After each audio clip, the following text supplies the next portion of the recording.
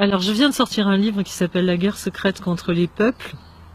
En fait, j'ai mis 3 ans à l'écrire parce que c'est très compliqué et que ce que j'ai découvert est tellement horrible qu'on a un peu de mal à croire que c'est vrai. D'ailleurs, c'est John Edgar Hoover, qui était le patron du FBI, qui disait que l'individu est placé devant une conspiration tellement grande qu'il a du mal à admettre que ça existe.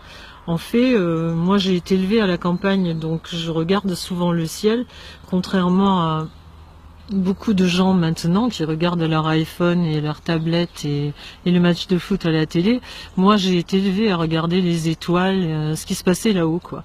Et donc, ça fait un bon moment que je me disais que ce qui se passait était pas normal, que ce qu'on voyait dans le ciel, c'était pas le ciel d'avant, qu'il y a plus d'orages comme on les connaissait avant, où on comptait entre le tonnerre et l'éclair pour savoir si l'orage se rapprochait ou si l'orage s'éloignait. Ça n'existe plus. En tout cas, dans la région parisienne, on a de temps en temps 2 coups de tonnerre, mais jamais des orages vraiment. Et donc je me posais beaucoup de questions et je suis tombée un jour dans mes recherches sur un Monsanto qui avait breveté des plantes qui résistaient à l'aluminium. Donc je me suis dit que pourquoi à l'aluminium? Enfin, il n'y a pas de raison de breveter des plantes résistantes à l'aluminium, sauf si on sait qu'on est en train d'en épandre. Et donc ça corroborait ce que je voyais dans plein d'écrits, à savoir que les gens qui faisaient analyser leurs terres dans plein de pays du monde trouvaient des taux d'aluminium absolument gigantesques, c'est-à-dire 63 000 fois plus élevés dans certains endroits, soi-disant purs de la planète, que la dose normale et admise par les normes de sécurité. Et donc j'ai vraiment commencé à enquêter sérieusement et il y a beaucoup de choses qui me sont revenues, c'est-à-dire que j'ai vécu une quinzaine d'années en Californie, j'allais souvent chez les Indiens Navajo et eux me disaient, ils regardaient le ciel et ils me disaient « They spraying us like cockroaches », ils nous pulvérisent comme des cafards. Et je trouvais ça bizarre à l'époque, je me disais peut-être qu'ils ont un peu trop tiré sur le calumet. Je comprenais pas, j'étais pas au courant de tout ça, quoi. Et en fait, en recherchant, je me suis rendu compte là que c'est vrai, il y a des épandages sur nos têtes constants depuis au moins 50 ou 60 ans quand on retrouve les documents. Et donc, pour expliquer aux gens qui ne savent pas ce que c'est, on nous dit que ce sont les avions de ligne qui laissent des traces dans le ciel.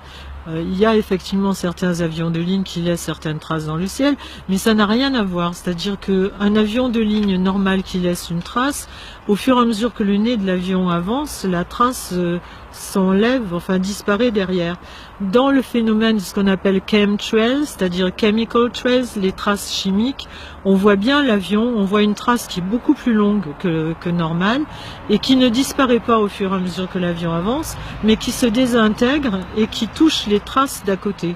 Parce qu'en fait, ce qui se passe maintenant, si vous regardez le ciel quand il fait beau, quand le ciel est bleu, au bout d'un certain temps, un jour, 2 jours, une demi-journée, le lendemain matin, vous voyez les avions arriver en escadrille, c'est-à-dire ils arrivent et ils quadrillent carrément le ciel à angle droit. Donc déjà, c'est pas normal, parce qu'on n'a jamais vu, enfin moi j'ai habité à Los Angeles justement, dans les collines où on voyait très bien l'aéroport, et les avions décollent tous dans le même sens et atterrissent tous dans le même sens. Ils se croisent pas, ils font pas du gymkhana au-dessus de nos têtes, quoi. Donc ça c'est déjà anormal. Et ces traînées dans s'agglomèrent entre elles et forment un couvercle. C'est ce qui fait qu'on ne voit plus le ciel avec les nuages qui arrivent, ce qui faisait dire à nos grands-parents « Tiens, il va y avoir orage » ou « Tiens, il va grêler » ou « Il va neiger ». Maintenant, on voit le ciel bleu, immédiatement après que les avions passent, on voit un couvercle au-dessus de nos têtes. Ça, c'est dû à des épandages chimiques. Et même s'ils disent que c'est pas vrai, c'est vrai. Il y a maintenant des preuves que moi, quand j'étais aux États-Unis et qu'on disait mais non, c'est pas vrai, ils sont fous ces Indiens, etc. Et plein d'autres endroits, Las Vegas, le Marineland, il y avait beaucoup d'endroits où les gens se plaignaient. On leur disait d'aller se faire interner parce qu'il se passait rien. En fait, si, parce qu'il y a eu des documents donc, que j'ai retrouvés, qui sont des documents déclassifiés de l'armée américaine, qui ont été déclassifiés en 2004, à la demande de journalistes de l'AFP, et qui prouvent bien, les documents sont à la disposition des gens maintenant, et on voit bien qu'ils ont épandu au-dessus de Vegas, au-dessus de Corpus Christi, du Marineland, de plein d'autres endroits au-dessus des États-Unis.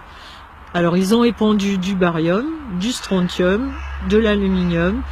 Il y a même à Corpus Christi, et je ne sais plus dans quel autre endroit, ils ont épandu des bactéries pour faire des essais pour la guerre du Golfe et pour voir quel est le pourcentage de gens qui allaient développer un cancer en dessous.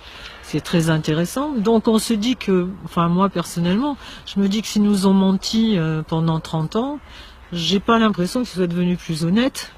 Donc j'ai tendance à croire que ce que je vois c'est la réalité, ce que nous voyons est la réalité et pas ce qu'on nous dit dans les médias mainstream. Les traînées de condensation ne se forment qu'à moins 40 degrés avec plus de 70% d'humidité et les avions de ligne volent obligatoirement depuis 2002 ou 2004 au-dessus de 8000 mètres d'altitude.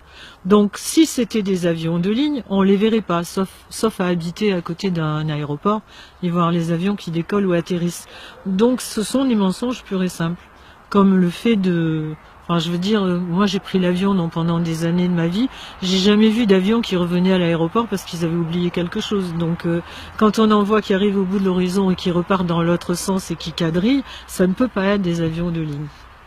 En plus, depuis, il y a eu des tas de témoignages de gens qui sont mécaniciens, etc., sur les avions, qui ont expliqué comment les avions étaient, comment échanger les équipements des avions pour que les épandages puissent se faire de manière sans qu'il y ait beaucoup de gens qui soient au courant.